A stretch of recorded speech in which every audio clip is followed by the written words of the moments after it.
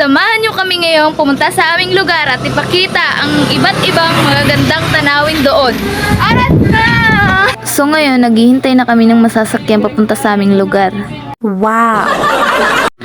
Hay nako, sa tinagal-tagal namin nag-antay ng masasakyan, buti na lang at may dumating na rin. At ito na nga, sasakay na kami. Ito na nga, nakasakay na kami. Tingnan nyo, kumakanta-kanta pa.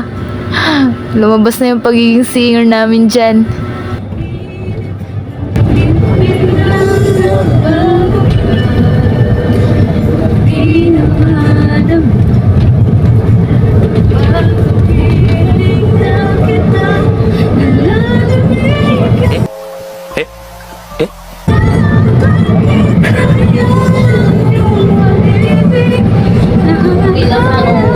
Meanwhile, Ayan, ang likot-likot kasi. Yan tuloy, sumakit yung ulo. Pagpasensyahan nyo ng mga ka-person, hindi lang talaga ako sanay sumakay ng bus kaya nahihilo na ako dyan at nasusuka na rin ako pero tinatawanan ko lang. a few moments later. So nakarating na nga kami ng Mahayag at ito na, sasakay kami ng habal-habal para makarating sa Mahakob.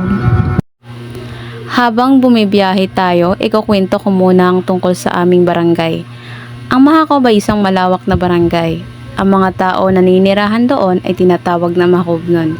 Ang pangunahing pinagkukunan ng hanap buhay ay ang pangingisda, pagsasaka at ang pagtatanim ng palay. Ito ay nagpapakita lamang na ang aming barangay ay isang simpleng probinsya lamang. Sa hinabahaba nga pala ng aming biyahe, ito at nakarating na rin kami sa Mahakob. 2,000 years later. Hello again mga ka-person! So ngayon, nandito na po tayo sa aming lugar at ipapakita po namin sa inyo yung tinatawag naming mata-mata. So ang mata-mata, isa sa mga pinupuntahan ng mga Mahakobnon para mag-enjoy kasama ang kanilang pamilya at maligo. So, ang mata-mata, tinatawag siyang mata-mata kasi may hugis siyang parang mata at parang may ilong din. Kaya tinawag siyang mata-mata. So ito na nga, patuloy pa rin po kami naglalakbay papunta sa mata-mata. And para po ipakita sa inyo na totoo po ang aming mga sinasabi. Hapon na pala nang nakarating kami sa Mahakob, kaya ito, naglalakad pa rin kami patungo doon. Meanwhile, So, kung pupunta po tayo sa mata-mata, dapat po ay mag-ingat tayo. Hindi lang po tayo sa maraming bato, kundi alam niyo na, kasi hindi lang po tayo yung nakatira sa mundong to. So habang naglalakad nga kami ay may mga kilos akong hindi ko dapat ginawa, lalo't mga 4:30 na ng hapon dito. Nakikita naman ninyo na napakalikot ko dyan at ang ingay-ingay ko rin, kaya ayun, may nang bato sa amin galing sa taas, buti na lang at walang may tinamaan. Ginagawa mo.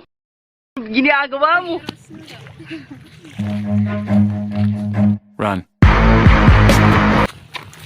The next day. Hello again mga ka-person! For the update on this vlog, Gusto lang namin ipaalam sa inyo na hindi pala namin naipatuloy yung pag-vlog kahapon kasi may mga pangyayari na hindi namin inaasahan. Ipapagpatuloy namin yan ang pagpunta sa mata-mata para ipakita sa inyo ang kagandahan nito. Isinama ko na pala dyan ang aking nakababatang kapatid at pinsan para naman hindi kami masyadong matakot at dahil na rin malayo pa itong ating pupuntahan lalo't naglalakad lang kami.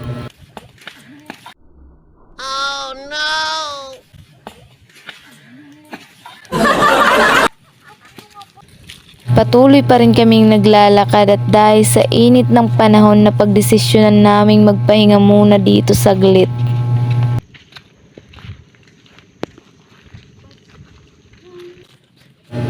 Ayan, nagpatuloy na nga kami sa paglalakad kay init-init pa ng panahon. Kaya kung gusto nyong pumunta doon ng mabilisan, mas maiging sumakay na lang kayo ng bangka.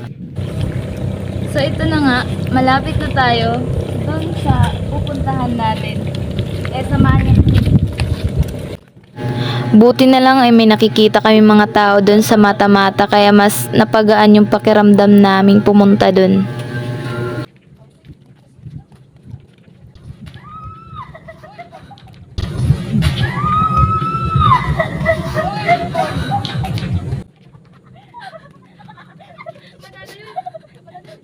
Gusto ko palang sabihin sa inyo mga ka-person na kapag pupunta kayo ng mata-mata, kapag maglalakad lang kayo, mas maiging mag-ingat kayo dahil madulas yung aapakan ninyo.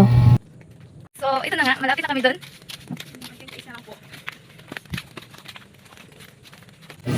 Kung mapapansin ninyo, yung mga suot namin ay ganun pa rin kasi sinadya talaga namin hindi muna maligo dahil kapag nakarating kami doon sa mata-mata ay doon kami maliligo ng dagat.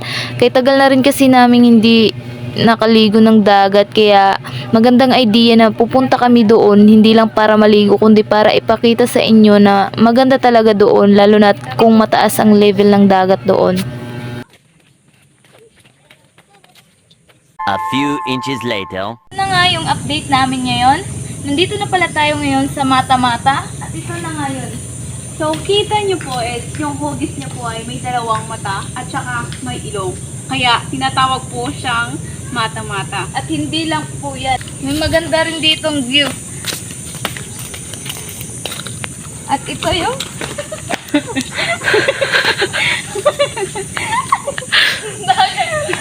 At ito na nga yung gusto naming ipakita sa inyo na sinasabi naming mata-mata. Maganda dito yung simoy ng hangin, maganda rin dito yung dagat kasi malinaw siya lalo na kung mataas talaga ang level ng dagat, mas maganda. At higit sa lahat, maganda ang view dito. Kaya ito yung mas dinadayo ng mga mahakub nun.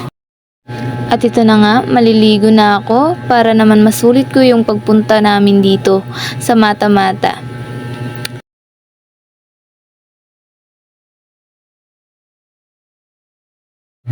Nag-enjoy lang naman ako dyan. Ay sus, naging mo pa tong isa. Pagbilang ko ng 3, kakalimutan na kita! 1! 2! 3! So, ipapaliwanag lang po namin yung nangyari kahapon. Hindi po namin natuloy or hindi po kami nagpatuloy papunta sa mata-mata kahapon kasi may nangyari pong hindi po namin inaasahan. Kasi po may pumato po kasi sa amin kahapon na wala namang pong tao. Kasi po, yung lugar na to is nakakatakot talaga. Pero hindi naman sila manggagambala kung hindi rin tayo maingay masyado, hindi rin tayo malikot. Basta lagi lang natin iisipin na hindi lang tayo yung nakatira sa mundong to. Although na maganda talaga yung view doon sa mata-mata, pero kailangan lang talaga nating mag-ingat. So kung pupunta man tayo dito is mabuti pong sumakay po tayo sa bangka para po madali. Kasi kung maglalakad tayo, kung maglalakad kayo, mas matatagalan kayo at mas marami pa kayong may experience. Pero mas maganda talaga yung maglalakad is may enjoy. At saka dapat may mga kasama kayo. Yun lang po. Dito po nagtatapos yung vlog namin and thank you po for watching Maraming salamat. and God bless. God bless.